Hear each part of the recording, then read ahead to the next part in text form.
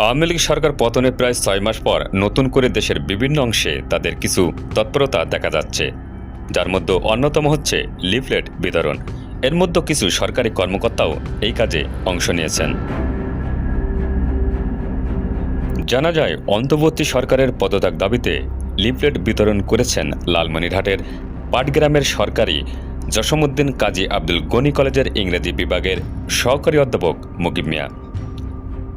১ ফেব্রুয়ারি শনিবার সকালে জাতীয় প্রেস ক্লাবের সামনে অন্তর্বর্তী সরকারের পদত্যাগ দাবিতে আওয়ামী লীগের লিফলেট বিতরণ করেন তিনি।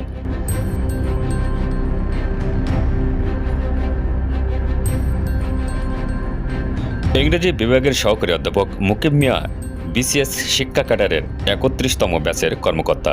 ঢাকা বিশ্ববিদ্যালয়ের প্রাক্তন শিক্ষার্থী মুকিব মিয়া ছাত্রলীগের সোহাগ নাজমুল কমিটির গণশিক্ষা বিষয়ক সম্পাদক ছিলেন।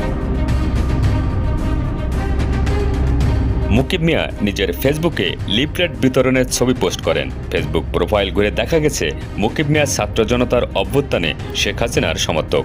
তিনি ডক্টর মোহাম্মদ ইউনূস ও তার নেতৃত্বাধীন অন্তর্বর্তী সরকারের একজন কড়া সমালোচক। আওয়ামী লীগের পতনের পরও দলটির কর্মসূচিতে অংশ নিচ্ছেন মুকিব। এ কর্মকর্তাকে গত ৬ অক্টোবর নিরীক্ষা অধিদপ্তর থেকে হবিগঞ্জ সরকারি মহিলা কলেজে বদলি করা হয়। পরে গত ২১ অক্টোবর তাকে লালমনিরহাটের পাটগ্রামে বদলি করা হয়। লিফলেট বিতরণ করে চাকরি বিধি লঙ্ঘন করেননি জানিয়ে মুকিব মিয়া বলেন, ডক্টর ইউনূস সংবিধান লঙ্ঘন করছেন, এর প্রতিবাদ করছি। আওয়ামী লীগও প্রতিবাদ করছে, তাই আওয়ামী লীগের লিফলেট আমার নেতৃত্বে বিতরণ করেছি।